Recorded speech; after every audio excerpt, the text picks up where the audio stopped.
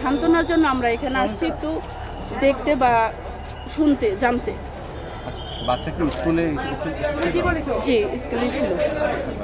তো আপনারা কোথায় কোথায় খুঁজেছেন?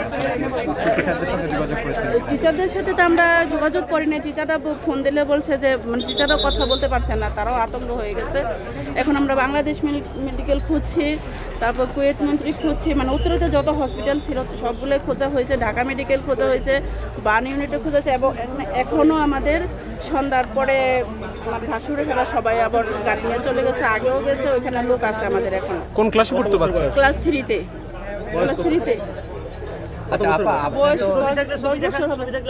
ছবিও যে ফুপুর কাছে আছে যেখানে ওরা কথা বলছে। ওর নাম কি আপা? মরিয়ম আক্তার আফিয়া।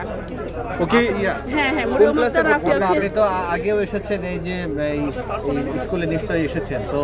না না, আমরা স্কুলে আজকে আসিনি, আমরা ডিস্টার্ব করি না, আমরা হসপিটালে খুঁজছি যে এখানে অনেকগুলো আচ্ছা, আমার এই গ্রুপে কয়েকটা ছবি দেওয়া আছে, আপনি একটু দেখতে পারেন। আসলে আমরা এদিকে আসেন, এই দেখেন, এই লোক লাগবে, এদিকে আসেন।